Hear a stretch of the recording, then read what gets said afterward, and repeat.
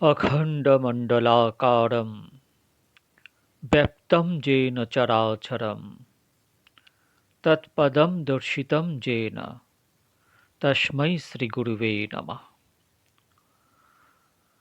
नारायणं नमस्कृत्य नरं चैव नरोत्तमं देवीं सरस्वतीं व्यासं ततो জয়মুদীরয়েৎ।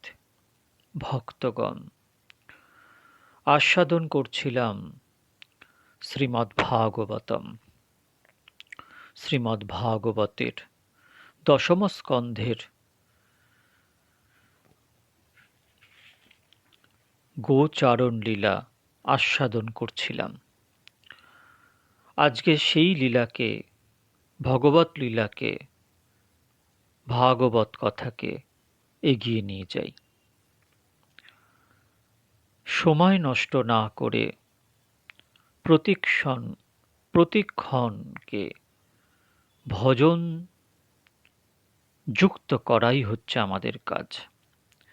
ভগবানের দিব্য নাম রূপ গুণ লীলা ধাম এবং তার পরিকরদের শ্রবণ কীর্তন মননের মধ্য দিয়েই আমরা সেই স্তরে আস্তে আস্তে উত্তীর্ণ হব, আস্তে আস্তে নিযুক্ত হব। চলুন ভাগবত কথা আস্বাদন করা যাক।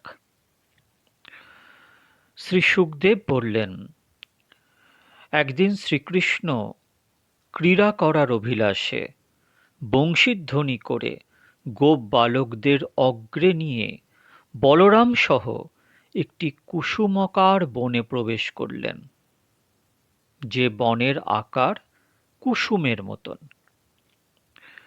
ভগবান ঈশ্বরত্বের স্বরূপ নিজ মায়ায় গোপন রেখে গোপ বালকদের অনুকরণ করে সাধারণ বালকের মতো ক্রীড়া করতে লাগলেন।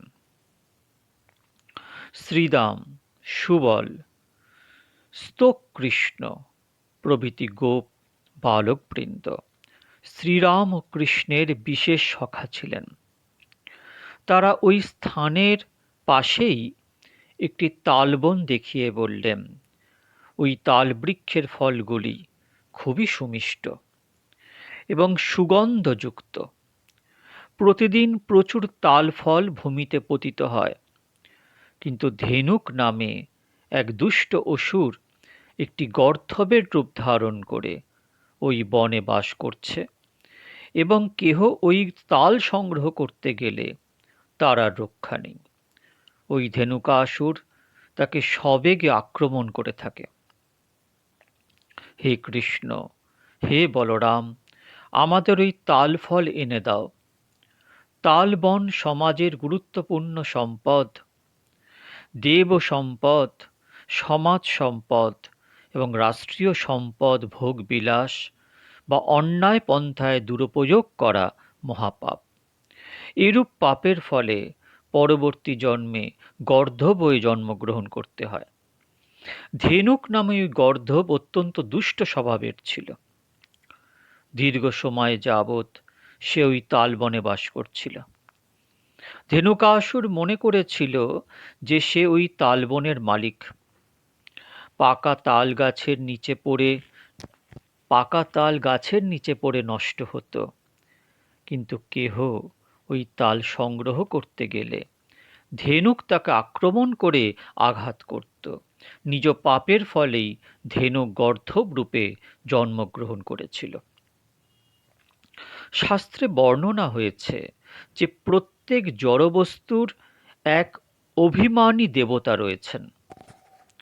ভগবানের দেওয়া কোনো বস্তু বা আহার অযথা নষ্ট হলেও ওই অভিমানী দেবতা অপ্রসন্ন হন ও অপমান বোধ করেন।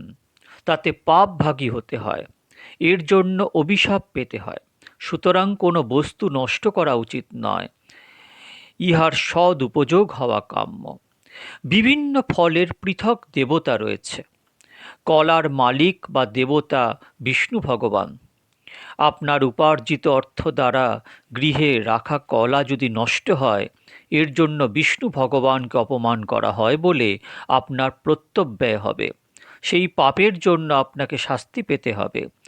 আমের দেবতা ইন্দ্রদেব, জলের দেবতা বরুণদেব, যে কোনো বস্তুর অপব্যবহার ও দুরুপয়োগ হলে ওই বস্তুর অভিমানী দেবতা অভিশাপ প্রদান করেন। বলরামজি ওই তালবনে প্রবেশ করলে ধেনুকাসুর দ্রুত বেগে এসে পা দ্বারা তার বক্ষে আঘাত করে বিকট চিৎকার করল।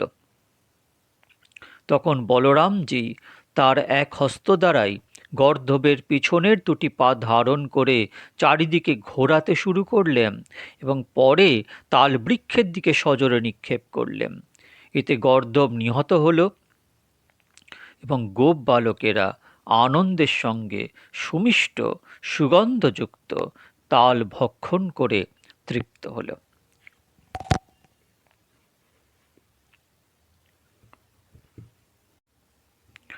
ধেনুকাসুর গর্ধব জীবের দেহাধ্যাস, অর্থাৎ দেহকেই আত্মাবোধ করা, অর্থাৎ আমি শরীর, শরীরের সুখ দুঃখ আমার সুখ দুঃখ, এরূপ ভাবনাই ধেনুকাসুর হওয়া।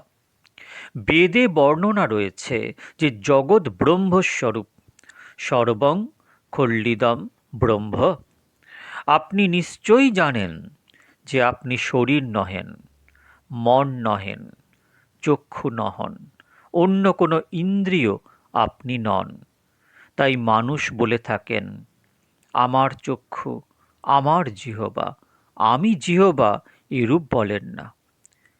এটা জেনে থাকা সত্ত্বেও দেহাধ্যাস ত্যাগ হয় না। শরীরের সুখকে নিজের সুখ মনে করা হয়। আপনার আসল স্বরূপ শরীর নয়, আত্মা। তথাপি জীব শরীরের সুখে আবদ্ধ হয়ে আছে। শরীরের সুখ, ইন্দ্রিয় সুখ ভোগ করতেই জীবন সমাপ্ত হয়ে যায়। জগৎ ব্রহ্মস্বরূপ, তবুও জীব দুঃখিত। আমি শরীর এরূপ মনে করে জীব পশুর মতো হয়ে গেছে। বস্তুত আপনি ভগবানের অংশ। গীতার 15তম অধ্যায়ের 7ম শ্লোকে বলা আছে, মামৈবাংশ জীবলোকে জীবভূত সনাতনা, অর্থাৎ জীবাত্মা ভগবানেরই অংশ। তন ও মন ভিন্ন হলেও জীবাত্মা এক। জীব সংসার সুখে এতই আবদ্ধ হয়ে আছে যে সে নিজের স্বরূপকে জানে না, জানতেও ইচ্ছা করে না। আপনি যে শরীর থেকে ভিন্ন শুদ্ধ চেতন আত্মা, ভগবানের অংশ, তা অনুভব করতে চেষ্টা করুন। চিত্ত স্থির হলে, অজ্ঞান আবরণ দূর হলে সেই অনুভব হয়। বলরামজি ধেনুকাসুরকে বধ করলেন। বলরামজি শব্দব্রহ্ম। শব্দব্রহ্মের উপাসনা করলে তাঁর কৃপায় দেহাধ্যাস নাশ হয়ে থাকে। ইহাই ধেনুকাসুর বধ। শ্রীকৃষ্ণ এবং বলরাম গোপ বালকদের সাথে নিয়ে গোকুলে ফিরে এলেন। তাদের জননীদ্বয় সুস্বাদু অন্ন ভোজন করালেন। ভোজনের পর দুই ভাই শয়ন করে সুখে নিদ্রামগ্ন হলেন।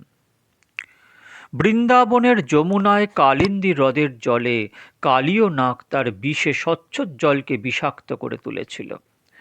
ওই অত্যন্ত বিষধর সর্প ব্রজবাসীদের অত্যন্ত কষ্ট প্রদান করছিল। শ্রীকৃষ্ণ সেই সর্পকে দমন করার ইচ্ছা করলেন।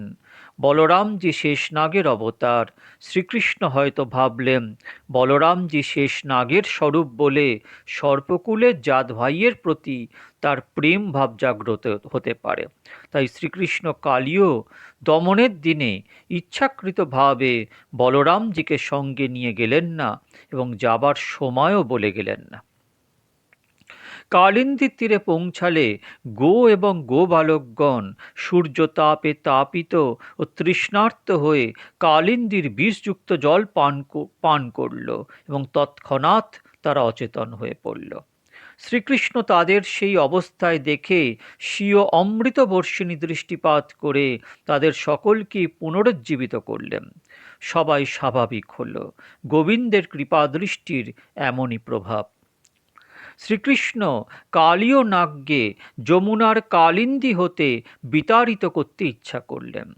কেননা যমুনায় কালিন্দী নামক হ্রদে যে স্থানে কালীয়নাগ বাস করত তার প্রচণ্ড বিষে যমুনার জল বিষযুক্ত হতো অধিকন্তু আশেপাশের বায়ু পর্যন্ত বিষযুক্ত হয়ে উঠত।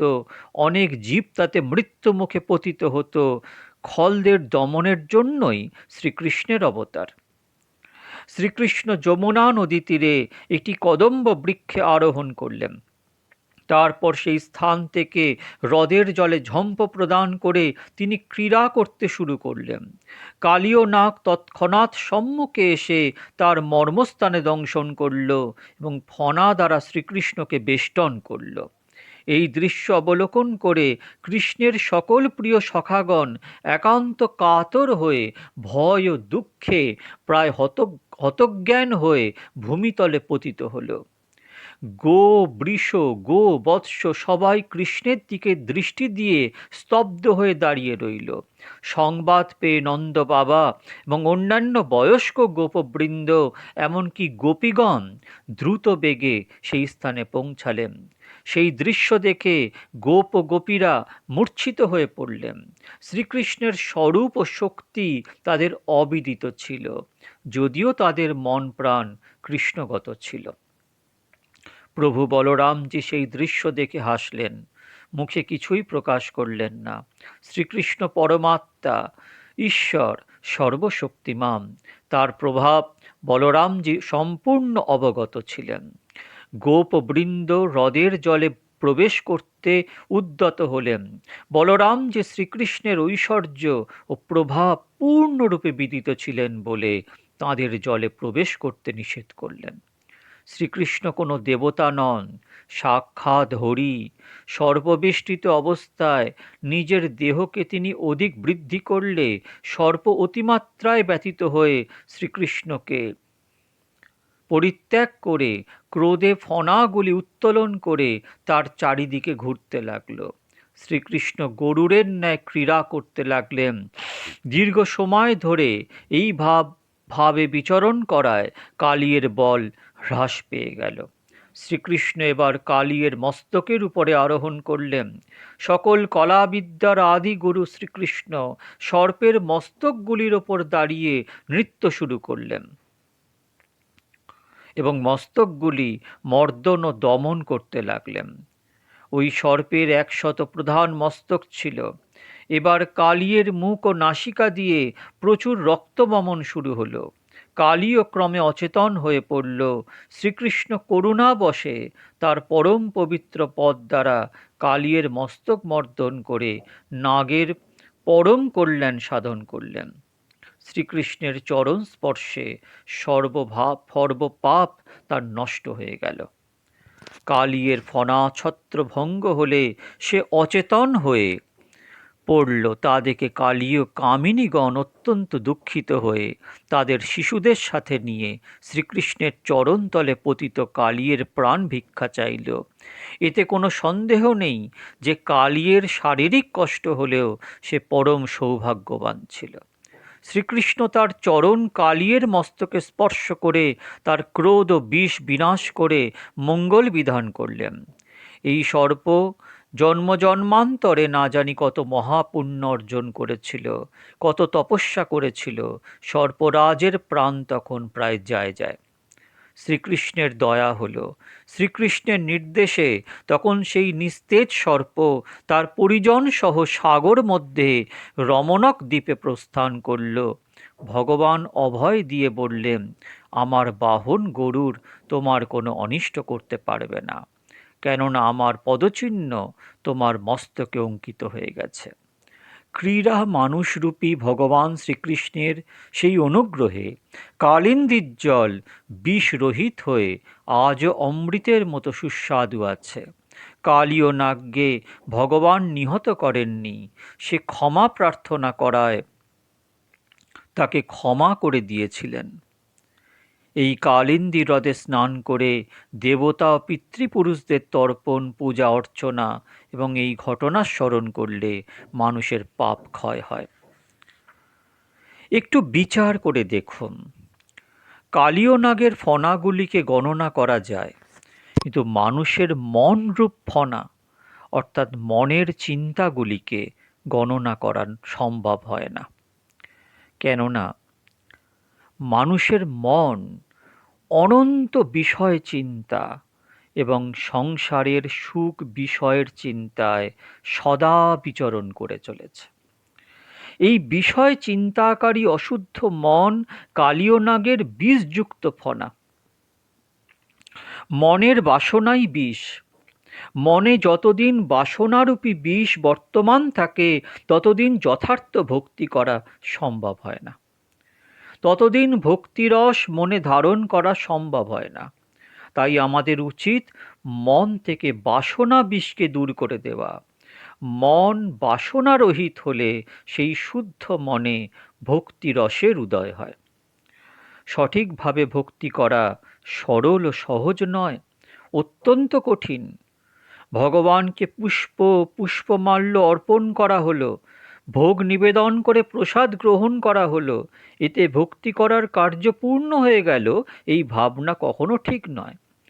ভক্তির অর্থ হল ভগবানের প্রতি পূর্ণ অনুরাগ এবং সংসারের বিষয়ের প্রতি পূর্ণ বৈরাগ্য। বিষয়ের প্রতি যতদিন পর্যন্ত বৈরাগ্য সৃষ্টি না হয়, ততদিন পর্যন্ত ভগবানের প্রতি যথার্থ অনুরাগ উৎপন্ন এবং মন স্থির হয় না। বিষয় বৈরাগ্য এলে, বিষয় ভোগ তিক্ত বোধ হলে, সংসারের সকল সুখকে দুঃখ বলে দৃঢ় নিশ্চয় হলে ভক্তি শুরু হলো মাত্র। কারোর মনে সংসারের কোনো সুখ মধুর বলে মনে হলে তিনি সঠিক রূপে ভক্তি করতে পারেন না। বাসনারূপী বিষকে মন থেকে ত্যাগ করতেই হবে। শুধুমাত্র সেই ব্যক্তিই যথার্থ রূপে দেশ ভক্তি এবং দেব ভক্তি করতে সক্ষম, যার মনে কোনো রকম বাসনা নেই। দেশ সেবা এবং দেব সেবায় বাসনাই চরম বিঘ্ন সৃষ্টি করে। কখনো অনেক মানুষ ভক্তিকে মাধ্যম করে জনতাকে প্রদর্শন করতে চেষ্টা করেন যে তিনি মহান দেশভক্ত এবং দেবভক্ত। জগৎও জনতাকে তা প্রদর্শন করে। তারা মনে খুব সুখ ভোগ করেন, তাতে তাদের খুব আনন্দ হয়। কখনো লক্ষ্য করা যায় যে কারোর কোনো বিশেষ কিছু খাবার ইচ্ছা হয়েছে, তখন হয়তো তিনি বললেন, এই যে খাবার প্রস্তুত করা ভগবানকে ভোগ লাগাবার জন্য। ভগবানের নাম করে, তাকে মাধ্যম করে নিজের বাসনা পূর্তির উদ্দেশ্যে তিনি তা করে থাকেন। ভক্তির উদ্দেশ্য তা নয়। ভগবান নিশ্চয়ই গ্রহণ করবেন। প্রকৃত প্রেমের সঙ্গে ভোগ নিবেদন করা ভক্তি। কিন্তু নিজে আহারের লোভে, নিজের পরিবার পরিজনকে আহার করানোর উদ্দেশ্যে ভোগ নিবেদন করা ভক্তি নয়। এতে সূক্ষ্মভাবে বাসনা বর্তমান থাকে। এমনও লক্ষ্য করা যায় যে ভগবানের নিমিত্ত করে কেহ সুস্বাদু মিষ্টি প্রস্তুত করল, আর ভগবান হয়তো 15-20 জন গরিব বৈষ্ণবকে সেই গৃহে ভোজন করার উদ্দেশ্যে প্রেরণ করলেন। তখন হয়তো ওই গৃহমালিক ভাবলেন, এই সুস্বাদু মিষ্টি যদি এদের আহার করার জন্য প্রদান করি, তাহলে আমরা খাবো কি? তাই ওই মিষ্টি লুকিয়ে রেখে তাদের জন্য সাধারণ খাবার পরিবেশন করে থাকেন। পূজারি তো পূজা করে, মন মে রাখে আঁট, বাল ভোগ ভিতর ধরে, চরণামৃত দেহ পাঠ। অর্থাৎ মন্দিরে কখনো লক্ষ্য করা যায় যে পূজারী ভগবানের নিবেদিত প্রসাদ নিজের ব্যবহারের উদ্দেশ্যে লুকিয়ে রেখে ভক্ত ও দর্শনার্থীদের বলে থাকেন, এই নাও ভগবানের চরণামৃত, এই নাও ভগবানের তুলসীপত্র। ভগবান দরিদ্র নারায়ণ ও পবিত্র ব্রাহ্মণের মুখে আহার করেন। ব্রাহ্মণো হস্য মুখমাসীত। ভগবানের জন্য যা ভোগ নিবেদন করা হয়েছে তা গরিবকে, সাধুকে, পবিত্র ব্রাহ্মণকে প্রদান করলে ভগবান প্রসন্ন হন। অনেক মানুষ কখনো ভগবানের উৎসব অনুষ্ঠান পালন করে থাকেন, কিন্তু তারা কোনো গরিবকে প্রসাদ বিতরণ করেন না। তারা তাদের আত্মীয় স্বজনদের নিমন্ত্রণ করে ভোজন করান। গরিব ব্যক্তি শুদ্ধ পবিত্র ব্রাহ্মণ সাধু সন্তগণকে না দিয়ে শুধু নিজের আত্মীয় স্বজনদের সাথে উৎসব নিমিত্ত করে ভোজন আহার করলে বস্তুত তা উৎসব হয় না, ইহা এক প্রকার সামাজিক ব্যবহার মাত্র। দক্ষিণ ভারতে ভক্তি এবং জ্ঞান মার্গের অনেক আচার্য জন্মগ্রহণ করেছেন, অথবা সেখানে সাধন ভজনে দীর্ঘ সময় অতিবাহিত করেছেন। এমন অনেক আচার্যগণের মধ্যে স্বামী শঙ্করাচার্য, শ্রী রামানুজ আচার্য স্বামী, শ্রী মধ্বাচার্য, এদের নাম বিশেষ প্রসিদ্ধ। তাই বলা হয়ে থাকে দক্ষিণ ভারত যেন ভক্তি মহারানীর পিত্রালয়। তাছাড়া দক্ষিণ ভারতে অনেক বিশাল প্রসিদ্ধ মন্দির রয়েছে। রামেশ্বরম শিব মন্দির এত বিশাল যে মন্দিরের ভিতরে 108টি কুয়া রয়েছে। উল্লেখিত আচার্যগণ জ্ঞান, বৈরাগ্য, ভক্তির যেন জীবন্ত মূর্তি ছিলেন। তারা দক্ষিণ ভারতে জন্মগ্রহণ করে পরে ভারতেরও উত্তরাখণ্ড হিমালয়ে গমন করেন। যিনি জ্ঞান, বৈরাগ্য, ভক্তিতে পরিপূর্ণ, একমাত্র তিনিই সম্প্রদায়ের ঊর্ধ্বে উঠে ভক্তির যথার্থ প্রচার করতে সক্ষম হন। কিন্তু বিলাসী লোক পিছনের দরজায় অর্থাৎ ভুল পথে জ্ঞান ও ভক্তি মার্গে প্রবেশ করে জ্ঞান এবং ভক্তিকে যেন ছিন্ন ভিন্ন করে দিয়েছেন, এবং অর্থাৎ তারা ধর্মের অপব্যাখ্যা করেছেন। কালীয় নাগ যমুনায় প্রবেশ করার পর যমুনার জল বিষাক্ত হয়ে ওঠে। যমুনা যে ভক্তির স্বরূপ, বিলাসী লোক কালীয় নাগস্বরূপ। বিলাসী লোক নিজের কামনা বাসনা পরিপূর্ণ করার জন্য কখনো ভক্তিকে নিমিত্ত বা মাধ্যম রূপে ব্যবহার করে থাকেন। ভক্তির অর্থ হল বিষয়ে বৈরাগ্য এবং ভগবানের নিঃশর্ত গভীর প্রেম। কোনো শর্ত থাকবে না, আনকন্ডিশনাল, অহৈতুকী। সংসারের বিষয়ে পূর্ণ বৈরাগ্য বিনা সঠিক ভক্তি হতে পারে না। তাই বলা হয় সঠিক বৈরাগ্য বিনা ভক্তি যেন নিভৃতে কাঁদে। সুতরাং ভক্তি বৃদ্ধির জন্য আপনারা বৈরাগ্য এবং সংযমকে আশ্রয় করুন। মিষ্টি বা অন্য কোনো খাবারের প্রতি যার বেশি প্রেম বা আসক্তি, সে ব্যক্তি ভক্তি করতে পারে না। আপনি ভক্তি করতে আগ্রহী হলে মনে দৃঢ় ভাবনা রাখুন, জিহ্বা বা অন্য কোনো ইন্দ্রিয় সুখ আমার সুখ নয়। জিহ্বা বা অন্য কোনো ইন্দ্রিয় আমি নই। আমার বাস্তবিক স্বরূপ জিহ্বা বা অন্য কোনো ইন্দ্রিয় হতে ভিন্ন। পরমাত্মা স্বরূপ আমার বাস্তবিক আনন্দ বিষয় আনন্দ নয়, তা থেকে সম্পূর্ণ ভিন্ন। যে ব্যক্তি ইন্দ্রিয় সুখে আবদ্ধ হয়ে আছে, সে তো সংসারকে ভক্তি করছে, ভগবানকে নয়। ইন্দ্রিয় সুখ তুচ্ছ বোধ হলে তবেই ভগবানকে ভক্তি করা সম্ভব হয়। আপনি যদি ভক্তি করতে আগ্রহী হন, তাহলে বিলাসী, ভোগী, বিষয়ে আসক্ত লোকদের সঙ্গ অবশ্যই পরিত্যাগ করুন। যিনি বাসনাকে পরিত্যাগ করেছেন, তিনি ভক্তিতে আনন্দ লাভ করেন। এইরূপ ত্যাগী এবং ভজন আনন্দী সাধুসন্তের সঙ্গে সৎসঙ্গ করুন, তাদের সঙ্গ করুন, তাহলে আপনার মনে ভক্তির রং স্পর্শ করবে। আর বিলাসী লোকদের সঙ্গ করলে আপনার মনে বাসনা বৃদ্ধি পাবে। শ্রীকৃষ্ণ কালীয় নাগকে রমণক নামক দ্বীপে প্রেরণ করেছেন। এর রহস্য হল মানুষের জীবন সার্থক করার জন্য মন সহ ইন্দ্রিয়গুলির রমণ ভগবৎ ভক্তির সঙ্গে হওয়া কাম্য। একটি গুরুত্বপূর্ণ বিষয় হল অধিক পরোপকার করার ইচ্ছা যার প্রবল, তিনি সঠিক রূপে ভক্তি করতে পারেন না। ভগবৎ ভজনে যার প্রবল আগ্রহ এবং আনন্দ, অধিক পরোপকার করার ইচ্ছা তার জাগ্রত হয় না। কখনো অধিক পরোপকার ভক্তিতে বিশেষ বিঘ্ন সৃষ্টি করে। পরোপকার করতে গিয়ে অনেক সময় মনে রাগ দ্বেষ সৃষ্টি হয়।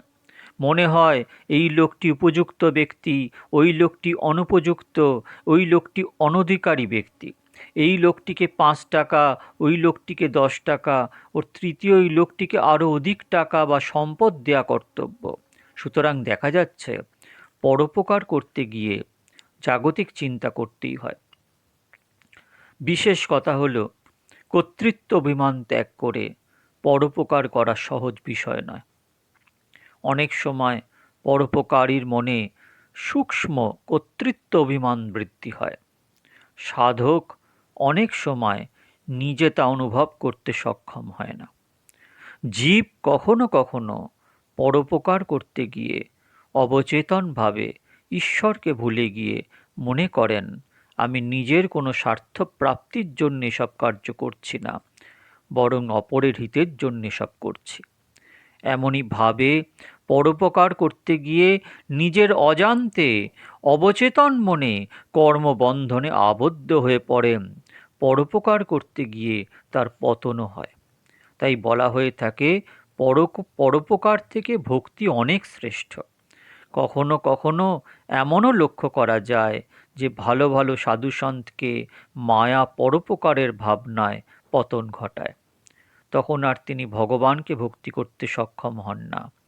মায়া অধিকাংশ মানুষকে কাম সুখ ও অর্থলিপ্সা দ্বারা আবদ্ধ করে, আর মায়া অনেক সাধুসন্তকে কোনো সিদ্ধি এবং পরোপকারে আবদ্ধ করে দেয়। ভক্তিতে যিনি আনন্দ লাভ করেছেন এমন সাধুসন্তের সঙ্গ করুন, তাদের সঙ্গে সৎসঙ্গ করুন, আর মন সহ সকল ইন্দ্রিয়গুলিকে ভক্তিতে রমণ করান। কালীয় নাগকে ভগবান রমণক দ্বীপে প্রেরণ করার এটাই তাৎপর্য। ভক্তগণ, আজ ভাগবত কথা এখানেই শান্ত করছি। ভাগবতের গুরু রহস্য আচার্য পাদেরাই আমাদের কাছে তুলে ধরেছেন। পরম পূজ্য সন্ত শ্রী রামচন্দ্র কেশব ডোংরেজি মহারাজের ইহা এক অনবদ্য প্রবচন, যা শ্রবণ মঙ্গলম। নিতাই গৌরাঙ্গ, নিতাই গৌরাঙ্গ, নিতাই গৌরাঙ্গ গদাধর, জয় শচীনন্দন, জগজ্জীব তারণ, পতিত পাবন অবতার।